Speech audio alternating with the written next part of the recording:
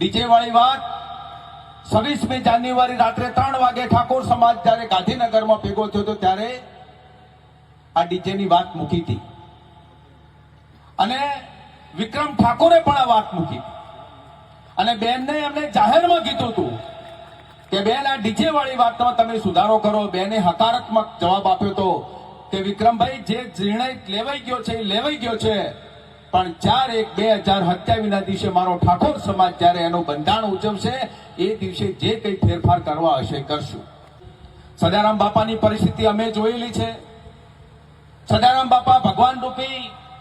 મારે આપ સૌને એક નાનો ચકડો સંદેશો કરવો છે કે દાખલા તરીકે જલારામ વીરપુરમાં પ્રગટ થયા, રમોપીર રણુજામાં પ્રગટ થયા, કૃષ્ણ દ્વારકામાં પ્રગટ થયો.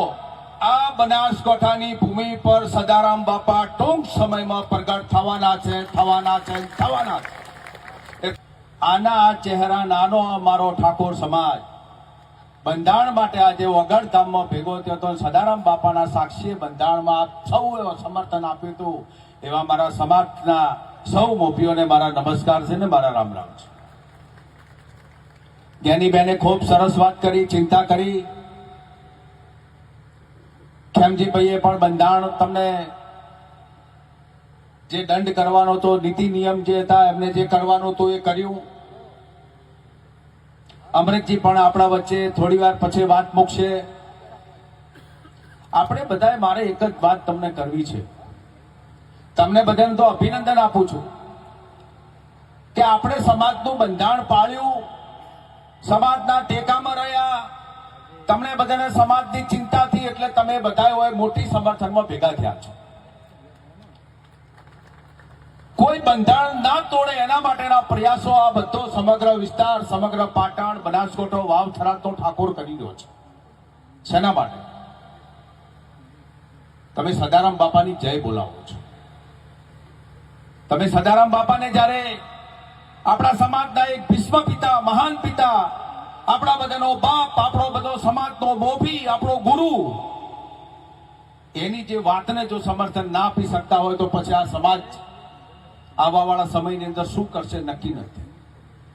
ડીજે વાળી વાત 26મી જાન્યુઆરી રાત્રે 3 વાગે ઠાકોર સમાજ જ્યારે ગાંધીનગરમાં ભેગો થયો હતો ત્યારે આ ડીજેની વાત મૂકી હતી અને વિક્રમ ઠાકોરે પણ આ વાત મૂકી અને બેનને એમને જાહેરમાં કીધું હતું કે બેન આ ડીજે વાળી વાતમાં તમે સુધારો કરો. બેને હકારાત્મક જવાબ આપ્યો હતો કે વિક્રમભાઈ જે નિર્ણય લેવાઈ ગયો છે એ લેવાઈ ગયો છે, પણ 4/1/2027 દિવસે મારો ઠાકોર સમાજ જ્યારે એનું બંધારણ ઉજવશે એ દિવસે જે કંઈ ફેરફાર કરવા હશે કરશું.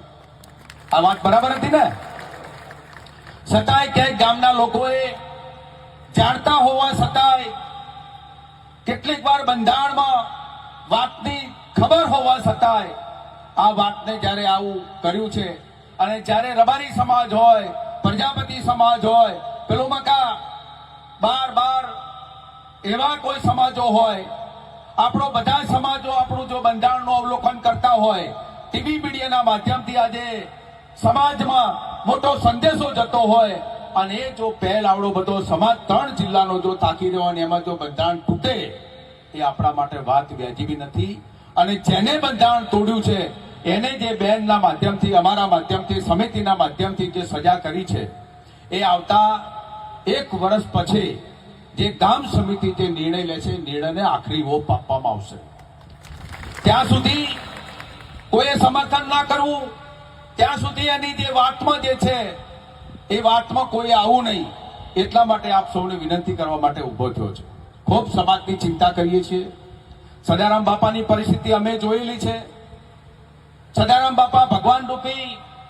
મારે આપ સૌને એક નાનો ચકડો સંદેશો કરવો છે કે દાખલા તરીકે જલારામ વીરપુરમાં પ્રગટ થયા, રમોપીર રણુજામાં પ્રગટ થયા, કૃષ્ણ દ્વારકામાં પ્રગટ થયો. આ બનાસકાંઠાની ભૂમિ પર સદારામ બાપા ટૂંક સમયમાં પ્રગટ થવાના છે. એટલે આપ સૌને વિનંતી કરું, સદારામ બાપાએ જેટલા લોકો સાક્ષીએ બંધાય છે એટલા બધા આ બંધારણને ફોલો કરે. અને ખેમજીભાઈએ જે બંધારણનું જે આપ્યું છે એમાં ચંદનજી ઠાકોરનું પૂરતું સમર્થન છે. આ રાજકીય મંચ નથી, સમાજનો મંચ છે. એટલે બહુ ઝાઝી વાત નહીં કરું. આપ સૌ આગળ આ સમાજને કોઈ બંધારણ ના તોડે એના માટે ગામ સમિતિ ધ્યાન રાખે. ગામ સમિતિનો જે પ્રશ્ન ગામમાં પતી જતો હોય તો આગળની કોઈ ચર્ચાઓ નથી, પણ છતાં જો કોઈ તોડે તો અમારા સુધી જાણ કરજો. અમે તમારા સમર્થનમાં છીએ, તમારી શક્તિમાં છીએ, અને સમાજ આજે સમગ્ર ગુજરાતમાં જો એક તોતળે બંધાણો હોય અને સમાજ એક તોતળે જો વાતમાં આવ્યો હોય તો આ બધા સમાજના સમર્થનમાં બે હાથ ઊંચા કરીને સમર્થન આપીએ અને આવવાવાળા સમયમાં આ સમર્થન, આ તાકાત, આ શક્તિ પૂજ્ય સદારામ બાપાના સાક્ષી જળવાઈ રહે એ જ શુભકામના સાથે આપ સૌનો આભાર.